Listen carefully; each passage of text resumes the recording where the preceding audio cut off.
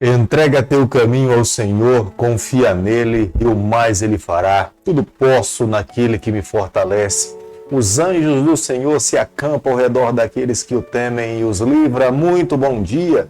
Que esse dia seja um dia que nós possamos colher muitas bênçãos das mãos do Senhor.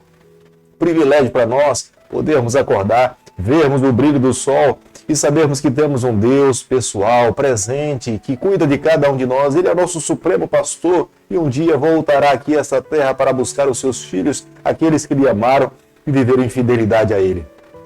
Queremos a cada dia vivermos mais para ele do que para essa terra. Vivendo dessa forma, tenha certeza que o nosso nome será mantido no livro da vida. Todos os dias nesse canal nós estudamos um capítulo da palavra do Senhor e nessa manhã nós iremos abrir a Bíblia no livro de Mateus, capítulo 7, o versículo 1 e o versículo 2. Não julgueis para que não sejais julgados, pois com o critério com que julgardes, sereis julgados, e com a medida com que tiverdes medido, vos medirão também. Nós precisamos a cada dia vivermos um verdadeiro cristianismo. A palavra de Deus, ela é real e verdadeira.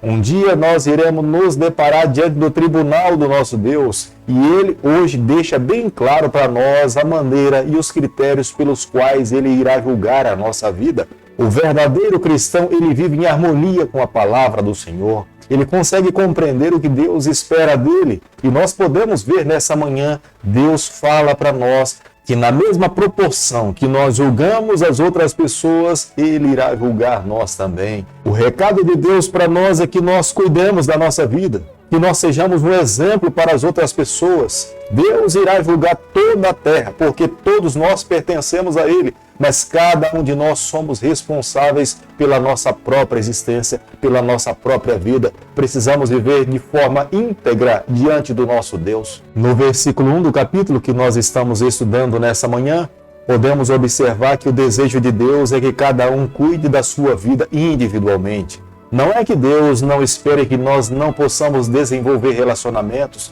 Não.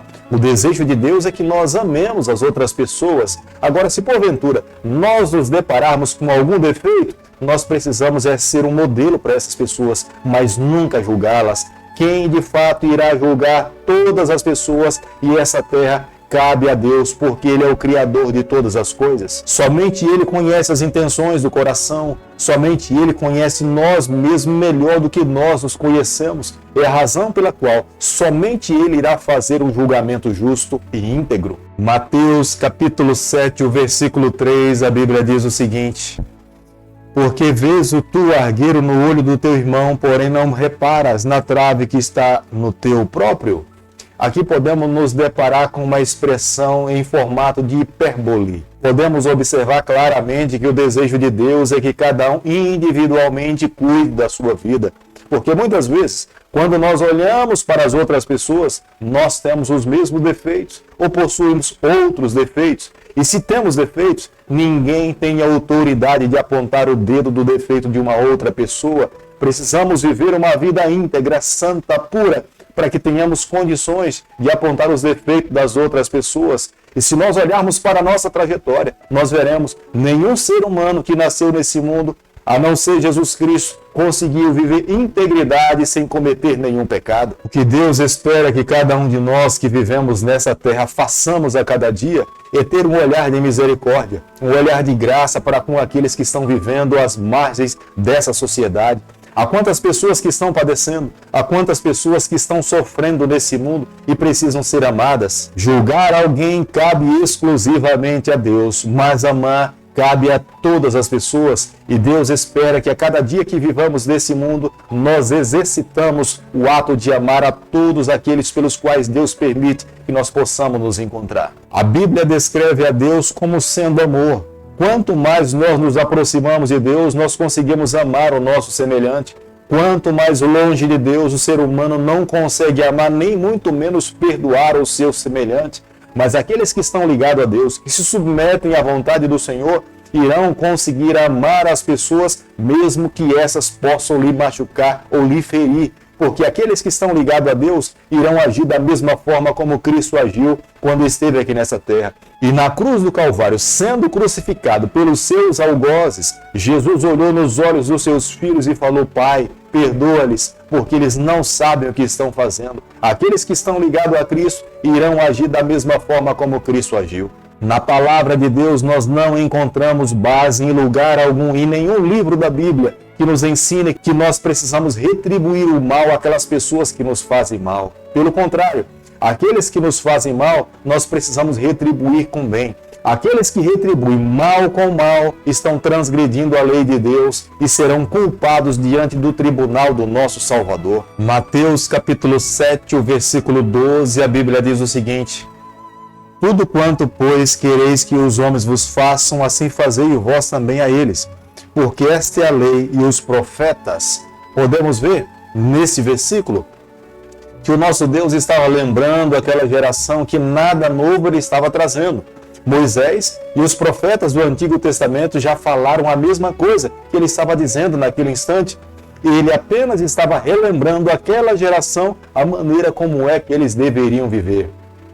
Jesus, sendo a revelação de Deus, ele nos mostra como é que nós precisamos nos relacionar com o nosso semelhante. Nós temos que amar a todas as pessoas e se porventura alguém nos ferir, nós precisamos retribuir a essas pessoas com atos de amor e de bondade. A Bíblia fala que agindo dessa forma, nós estamos colocando brasas vivas sobre as suas cabeças. Porque no mundo em que nós vivemos é muito comum retribuir o mal com o mal. Mas Deus espera que quando alguém nos fizer alguma coisa ruim, nós possamos amá-la, porque agindo dessa forma, nós estamos revelando quem é o nosso Deus. É por isso que no versículo 13 e no versículo 14, o Senhor fala que o caminho do céu é uma porta estreita, porque são poucas pessoas que irão querer agir dessa forma.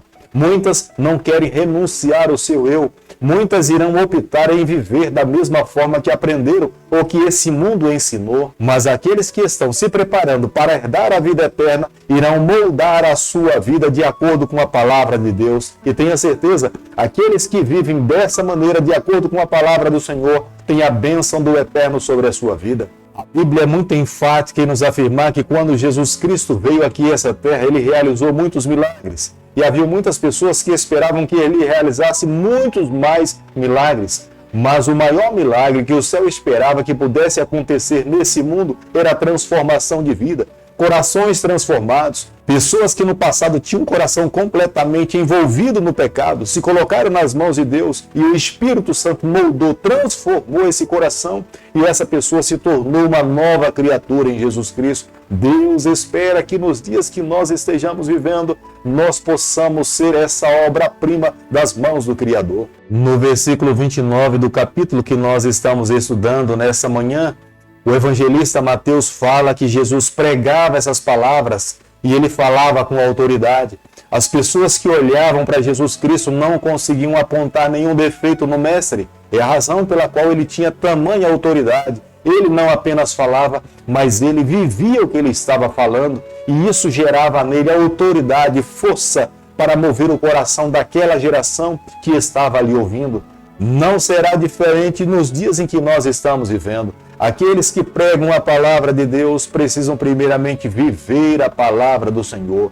Quando nós pregamos o que nós vivemos, tenha certeza, a palavra do Eterno terá força sobre cada um de nós através do poder do Espírito Santo. É por isso que nos dias em que nós estamos vivendo, nós precisamos sim tratar bem as outras pessoas, mas sorrir, ser carisma não é o suficiente. Acima disso é necessário ter caráter, é viver a palavra, é estar em harmonia com os valores eternos. Aqueles que vivem dessa forma estarão agradando ao Senhor e a bênção de Deus estará sobre a vida desses filhos fiéis. O próprio Jesus, nesse capítulo, lhe fala que aquele que está vivendo dessa forma está construindo a sua casa sobre a rocha.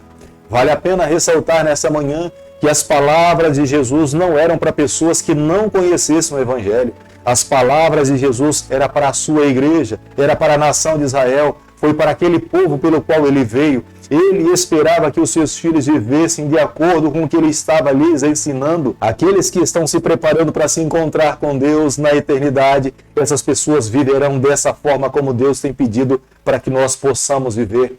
Se porventura hoje fazemos uma avaliação da nossa vida e sentimos que a nossa vida não está ainda de acordo com a vontade do Senhor, nesse momento é necessário fazer uma pausa, uma reflexão, confessar o nosso pecado, pedirmos perdão a Deus e recomeçarmos como nosso Deus uma nova história. Tenha certeza que o Deus da graça, o Deus da misericórdia, o Deus da segunda chance estará com os seus braços abertos para nos receber, nos oferecer o perdão e darmos continuidade na nossa trajetória. Querido Pai, em Tuas mãos nessa manhã nós nos colocamos, queremos viver exclusivamente para o Senhor. Toma o nosso coração, perdoa os nossos pecados, nos conceda a graça de um dia estarmos com o Senhor por toda a eternidade. É o nosso pedido, é a nossa oração e nós fazemos em nome de Jesus. Que o Senhor te abençoe e te guarde, que Ele faça resplandecer o seu rosto sobre você, que Ele tenha misericórdia de você e sobre você nessa manhã Ele levante seu rosto e conceda a sua paz em nome de Jesus. Amém.